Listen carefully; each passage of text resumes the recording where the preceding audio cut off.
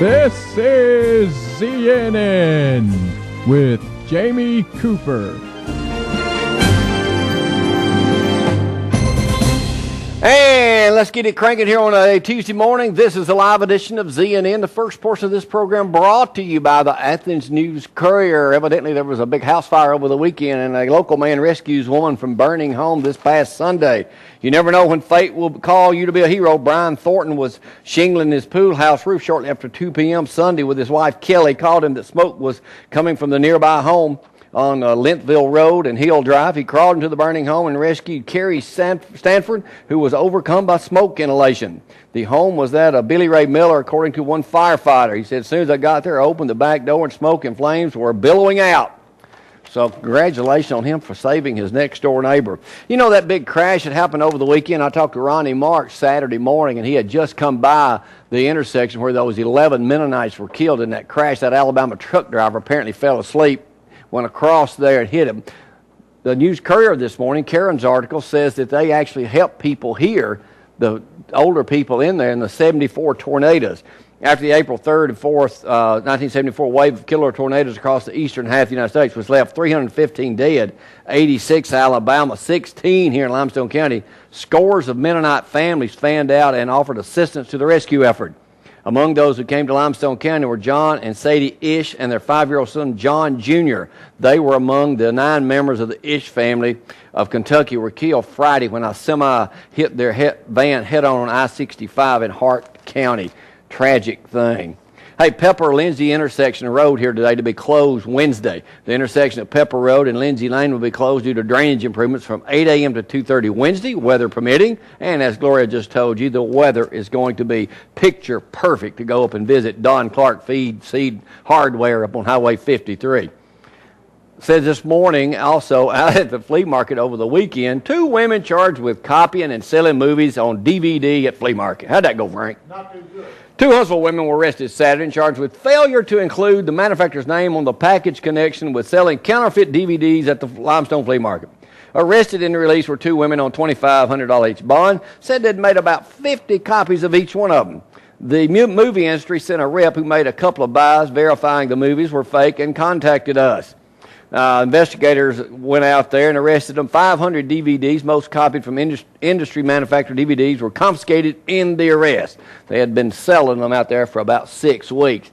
So it just shows you, if I were to take one of those DVDs, and let's say I took Hangover and played it on here.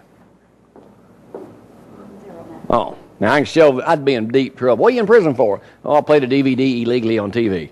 But I can play this one, Meth Addiction, from D.A. Christy Valls. Limestone jobless rate just above state average out of the News-Courier. Limestone County's unemployment rate end of February was 11.3%. Overall state rate of about 11.1%. Those rates compare with national employment rates of 9.7. However, we are faring much better in this part of the country than any other place. Hey, speaking of Christy Valls, that's where we got that meth CD from. It's time for you to pay up if you know or think you have an outstanding check on file. Limestone County District Attorney Christy Valls said Friday her office will be seeking people with outstanding bad checks. And as it does every year, the DA's office is offering an amnesty period during which people can make good on any bad check rather than be arrested. This deal ends April 29th. The arrest will start beginning April 30th. Limestone County Visitor Center with Jeanette Dunlap will open this Thursday. They've been waiting on this for a while. The new Athens Visitor Center will open Thursday in the former Athens Utility Building, also referred to as the Domino Hall. As Jeanette would say, everybody knows where the Domino Hall is. Well, I didn't. Did you, Frank? Yeah. Might have known you would. Business hours will be 8 a.m. to 4:30, Monday through Friday. The building is about 100 years old. It's been renovated at about a cost of $85,000.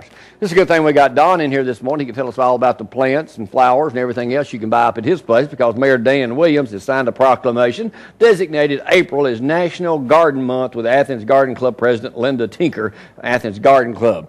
I am proclaiming April as Jamie's been married 11 years to the same woman month. It certainly has. And the fun and festivities are about to get started. I'm also proclaiming May is end of child support month. For me. Lord knows I've paid enough.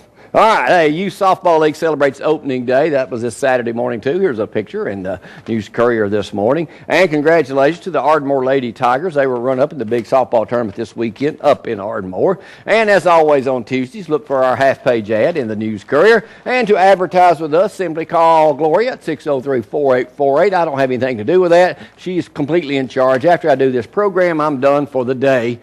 Usually I'm out helping Don Clark in his busy season, delivering mulch or whatever. Right, Don, you got a part-time job for me?